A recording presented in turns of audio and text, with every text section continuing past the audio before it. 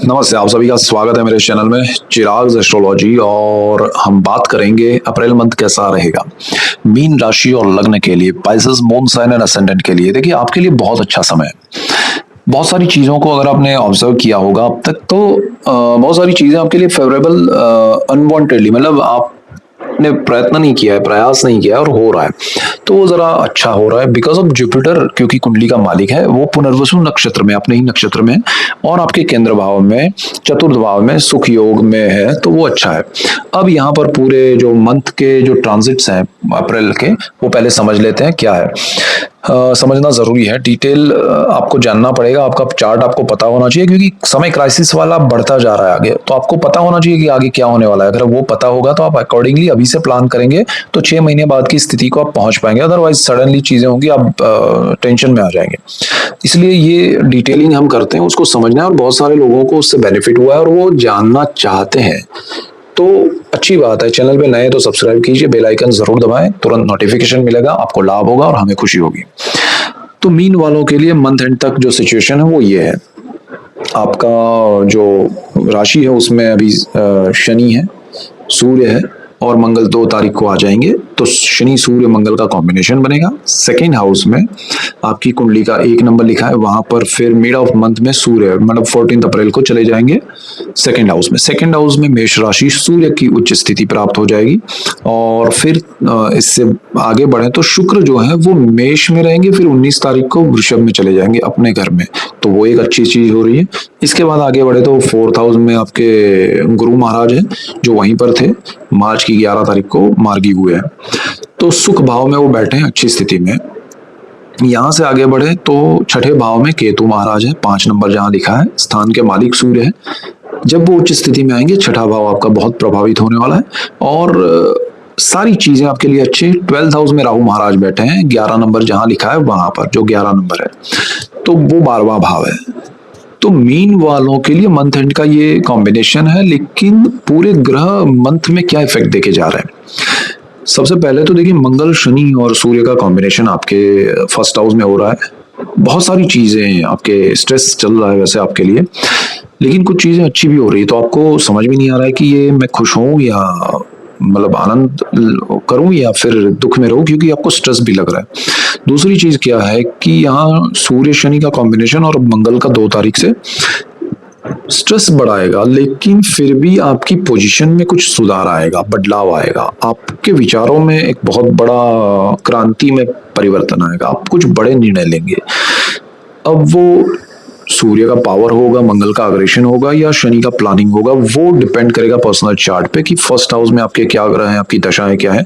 लेकिन आप बहुत जबरदस्त प्लानिंग करेंगे और अगर वो सक्सेसफुल रहा तो आप लाइफ में बहुत बड़ा एक जंप कर जाएंगे, ट्रांजिट कर जाएंगे बड़े उसमें, कि एक लेयर से अचानक 4-5 लेयर, 10 लेयर ऊपर पहुंच जाएंगे अच्छे उसमें, और आपको बड़ा बेनिफिट होगा। अगर कॉम्बिनेशन सही नहीं रहा और सारी चीजें सही नहीं, तो फिर डाउनफॉल भी देखना पड़ सकता है, लेकिन वो इतना बड़ा नहीं होगा जितना आपको प्रोग्रेस में बड़ा जंप मिलेगा। तो ये बहुत अच्छा समय है आपके लिए और उसके अकॉर्डिंग प्लान करना चाहिए, आपको सोचना चाहिए, और काफी समय से सोच के रखा है तो वो हो पाएगा। तो नेगेटिव नहीं है, लेकिन क्योंकि यहाँ थोड़ा जल्दबाजी नहीं करना है, प्लानिंग से चलना है, तो बेटर रहेगा। अच्छा, मिड ऑफ मंथ में सूर्य सेकेंड हाउस में चले जाएंगे, बुध भी वहां रहेंगे, और मेष राशि है, उच्च राशि है, परिवार का सपोर्ट मिलेगा, परिवार से लाभ होगा, और वाणी से जिनका बिजनेस है, जॉब है, उनके लिए बहुत अच्छा है। सेविंग्स आपके बढ़ेंगे, अचानक से उछाल आएगा आपके सेविंग्स बहुत। अब क्योंकि मंगल उस स्थान का मालिक है, शनि के साथ है, तो सेविंग्स को आप कहीं बड़े उसमें खर्च भी करना चाहेंगे। अब उसमें बड़ा बेनिफिट भी हो सकता है और नहीं भी हो सकता, ये मतलब यहाँ एक्सट्रीम होगा। ऐसा नहीं होगा कि सपोज आपके पास सेविंग्स में कुछ बचा है और आपने सोचा कि अरे ये मैं यहाँ पर दाव लगाता हूँ, तो कुछ बड़ा भी हो सकता है या फिर जीरो हो सकता है, एक्सट्रीम ऊपर या जीरो, ठीक है, या माइनस, तो जो भी है, तो वो चीज होगी। आप बीच में नहीं होगा कि अरे 100 रुपया सोचा था 25 ही हुआ, ऐसा नहीं होगा। तो वो जरा समझ के कीजिएगा, अच्छा रहेगा। परिवार का सपोर्ट है तो उनका राय वगैरह लीजिएगा। आफ्टर दैट अच्छा, सूर्य की यहाँ से बिल्कुल सामने अष्टम भाव पे नीच दृष्टि है, वहां पर राहु की भी दृष्टि है, वहां पर गुरु की भी दृष्टि है। तो हेल्थ में सुधार आएगा, लेकिन सूर्य की नीच दृष्टि है, थोड़ा ध्यान भी रखना है। राहु की दृष्टि है तो थोड़ा ध्यान भी रखना है। ओपिनियन लीजिएगा, कुछ भी आपको लगे तो टेंशन मत लीजिएगा। और सडन बेनिफिट भी हो सकते हैं यहाँ पर, because of Rahu, because of गुरु। ये अष्टम भाव जो है ना वो जादू वाला स्थान है, तो यहाँ पर राहु जो है वो जबरदस्त लाभ भी दे सकता है, अचानक से बड़ा लाभ। पैतृक संपत्ति में डिस्प्यूट्स रहेंगे, लेकिन उसमें थोड़ा और बढ़ सकते हैं अगर सूर्य की जब दृष्टि आएगी। तो थोड़ा ध्यान रखिएगा कि आपकी ओर से ना आए, वरना वो लंबा चलने वाला है, उसमें लीगल जाना पड़ेगा। फिर तंत्र मंत्र यंत्र से आपको बहुत बड़ा लाभ नहीं है, खुद करने के लिए उसमें उलझिएगा मत, उसमें पड़िएगा मत। दूसरी चीज क्या है, हम आगे बढ़े, ये अष्टम स्थान की बात हो गई। अब हम थर्ड हाउस में जाते हैं, तो थर्ड हाउस में वीनस आएंगे 19 तारीख को, तो उससे पहले भी वो सेकंड हाउस में उस स्थान के मालिक होकर अच्छी स्थिति है। साहस पराक्रम में आपको कोई प्रॉब्लम नहीं है, कैलकुलेटिव मूव होगा। और जो लोग मीडिया में है, कम्युनिकेशन के फील्ड में है, उनके लिए बहुत अच्छा है। जो लोग एचआर में है, अच्छी स्थिति हो रही है, तो सो डोंट वरी। इसके बाद आपको ब्रदर सिस्टर का भी सपोर्ट मिलेगा, उनसे आपको लाभ होगा, आपसे उनको लाभ होगा, तो अच्छा है। फोर्थ हाउस में जुपिटर है, अगर प्रॉपर्टी से रिलेटेड आपके काम नहीं बने हैं तो अब तक तो बनेंगे, अब आपके लिए वो लाभदायी भी हो जाएंगे। जुपिटर अपने पीक पे चल रहा है। आपने वो वीडियो पुनर्वसु नक्षत्र वाला नहीं देखा है तो वो देखिएगा, तो वो मैंने दिया है आपको, उसका बेनिफिट उठाना चाहिए कि अब ये समय में 2 जून तक वो वहां रहने वाले, तो थ्रू आउट द मंथ आपको लाभ होगा। उनकी दृष्टि कर्मस्थान पे बहुत स्ट्रांग पॉजिटिव है, कर्मस्थान आपका पावरफुल बना हुआ है, माता पिता का स्थान है दोनों। तो इन सारी चीजों में उनके ब्लेसिंग्स मिलना, उनसे सपोर्ट मिलना, आशीर्वाद, सब चीजें सही हो रही है। तो आपके लिए ये समय बहुत पॉजिटिव है, जमीन, मकान, वाहन, माता को लेके, पिता को लेके, कार्यक्षेत्र, कर्मस्थान को लेके। पंचम भाव में जाते हैं, पंचम भाव का मालिक चंद्र है, कोई चिंता का विषय नहीं, वो ट्रांजिट करते रहते हैं और यहाँ पर कोई बड़े नेगेटिव योग नहीं बन रहा है पंचम भाव में, तो कोई चिंता का विषय नहीं है। जो लोग स्टूडेंट्स हैं उनके लिए अच्छा है, रूटीन उनका बना रहेगा।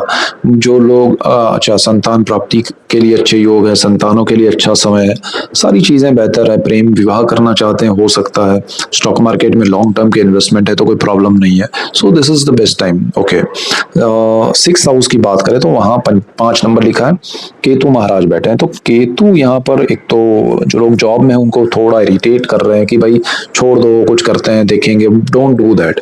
मैं हमेशा कहूंगा जब तक केतु यहाँ बैठे हैं, और ये 5 दिसंबर तक बैठे हैं, तो एवरी मंथ ही आएगा स्टेटमेंट मेरा। इस स्थान का मालिक सूर्य जो है वो मिड ऑफ मंथ में उच्च स्थिति में आ रहा है, तो आपके कार्यक्षेत्र में अच्छा बदलाव आने वाला है, पॉजिटिव आने वाला है। आपको प्रमोशन या इंक्रीमेंट, हायर पोजीशन मिलेगी। सूर्य यानी सत्ता, पावर, तो एक तो हायर अथॉरिटीज आपको सपोर्ट करेगी और आपको भी लाभ होगा, हायर पोजीशन भी मिल सकती है। तो this is the best time, wait कीजिए। Mid of April to mid of May में आपके लिए कुछ अच्छा स्ट्रॉन्ग पॉजिटिव हो सकता है। यहाँ से अच्छा, यहाँ पर रोग है, ऋण है, शत्रु है, उन सारी चीजों में जो नेगेटिविटी हुई है वो सारी दूर हो जाएगी। सूर्य जब 14 अप्रैल को ट्रांजिट कर रहा है सेकंड हाउस में, परिवार का सपोर्ट और सारी चीजें आपके लिए बहुत पॉजिटिविटी से भरी हुई होगी। So this is the good time for you. इसके बाद सप्तम भाव की हमने बात करें तो सप्तम भाव में मालिक बुध है और शनि, मंगल और सूर्य का यहाँ दृष्टि योग शुरू में रहेगा। सूर्य हट जाएंगे 14 को, शनि मंगल का योग रहेगा। तो शनि की दृष्टि देखिए, यहाँ पर बुध के घर में होना इज नॉट नेगेटिव, मंगल की दृष्टि भी उनके घर में नेगेटिव नहीं है। तो हेल्थ इश्यूज हैं तो शॉर्ट आउट होंगे, उनके लिए कुछ अच्छा होगा। सूर्य मंगल का कॉम्बिनेशन हो रहा है 2 तारीख से, तो थोड़ा हार्श वे में होगा, थोड़ा शांत मन से आगे बढ़िएगा। चीजें धीरे धीरे, उनके हेल्थ में जो भी सुधार है वो अच्छे से आएंगे, लेकिन धीरे से आएंगे, बड़ा जल्दबाजी मत कीजिएगा, लाभ होगा। अष्टम भाव की हमने बात कर ली। अच्छा, पार्टनरशिप में बड़ा कुछ नहीं करना है यहाँ पर। अष्टम भाव की बात कर ली हमने। भाग्य भुवन की बात करें तो भाग्य जो है उसका मालिक भी मंगल है। भाग्य का सपोर्ट मिलेगा, अचानक से बड़ा कुछ हो जाएगा, फिर आपको लगेगा और बड़ा होगा, लेकिन वहां रुकेगा, फिर आगे बढ़ा। तो ये होता रहेगा through out the month, exact position रहेगी। पिता के ब्लेसिंग्स और स्पिरिचुअल प्लेसेस पे जाना आना हो सकता है, तो वो कोई नेगेटिव नहीं है। कर्मस्थान की हमने बात की, गुरु की दृष्टि है, बहुत अच्छा योग है और केंद्रीय योग बना हुआ है। शनि की भी दृष्टि है, आपका कर्मस्थान पावरफुल बना हुआ है, डोंट वरी। पोजीशन आपको अच्छी मिल सकती है, हायर पोजीशन मिल सकती है, तो उसका लाभ भी लीजिएगा। डोंट वरी कि अरे जाए कि नहीं, ऑफर मिल रहा है तो। सो डिपेंड करेगा पर्सनल चार्ट, ग्रह नक्षत्र दशाओं पे, लेकिन यहाँ ट्रांजिट के प्लैनेट्स अच्छे हैं, सो आप उस हिसाब से चल सकते हैं। 11th हाउस ठीक है, सोर्स ऑफ इनकम है आपका, शनि उसका मालिक है, सो कोई टेंशन नहीं है, वहाँ कोई नेगेटिव कॉम्बिनेशन नहीं बन रहा है अप्रैल में। और 12th हाउस में राहु है, विदेश व्यय और मोक्ष का भाव है, खर्च आपके ज्यादा हो रहे हैं, अनवांटेड हो रहे हैं, अनलिमिटेड हो रहे हैं, तो उसको जरा कंट्रोल कीजिएगा। शनि आपको एवरी टाइम कहता है कि अरे रुको ये मत करो, बट राहु करवा रहा है खर्च, तो थोड़ा रुक के चलना है, थोड़ा समझ के चलना है। विदेश के मामले में राहु आपको विदेश भेज सकता है। आप अगर दूसरे कंट्री में जाना चाहते हैं तो अगर सेफ है, आपको लग रहा है कि वहां रहने में मुझे 2-5 साल कोई प्रॉब्लम नहीं आएगी, सेफ वे में जा सकते हैं, रह सकते हैं, तो कीजिए, अदरवाइज रुकिएगा। और अगर आप दूसरे कंट्री से आना चाहते हैं अपने होम कंट्री में या अपने बर्थ प्लेस वाली जगह पर, तो वो आपके लिए अच्छा है, और राहु वो भी करवा सकता है। दूसरी चीज, जो लोग विदेश में हैं उनके लिए थोड़ा ये समय जो है, क्योंकि मंगल शनि और सूर्य का कॉम्बिनेशन चलेगा, तो थोड़ा विदेश के मामले में थोड़ा स्ट्रेसफुल टाइम रहेगा। तो उससे रिलेटेड जो भी आपके कार्य है वो सोच समझ के प्लानिंग से कीजिए। दूसरी चीज, उसके डॉक्यूमेंटेशन में ध्यान रखिएगा तो जरा अच्छा रहेगा, अदरवाइज उसमें डिस्प्यूट्स और डिस्टर्बेंस आएगा थोड़ा। तो राहु भी है वहाँ, आपको नेगेटिव वे में या कहे लालच में आके किसी को बेईमानी से कुछ करना, वो सब मत कीजिएगा, वो फंसाएगा। तो थोड़ा आपको क्लैरिटी से चलना है, शांत मन से चलना है, और अपने आसपास जो लोग हैं वो आपके घर के, उनका ओपिनियन लिए, आपके फ्रेंड्स हैं, तो कोई भी विदेश से रिलेटेड आप जाना या आना चाहते हैं, रहना वहां चाहते हैं, जो भी रिलेटेड चीजें हैं उसमें आप राय जरूर लीजिएगा, तो आपके लिए अच्छा रहेगा। सो ऐसे ही डिटेल वीडियोस मैं आपके लिए लेके आ रहा हूँ, इसीलिए आप मेरा चैनल चिराग एस्ट्रोलॉजी लाइक कीजिए, शेयर कीजिए, सब्सक्राइब कीजिए, बेल आइकन जरूर दबाएं, तुरंत नोटिफिकेशन मिलेगा आपको और आपको लाभ होगा और मुझे खुशी होगी। So that's it for today, keep watching Chirag astrology, thank you for watching, God bless you and goodbye, thank you.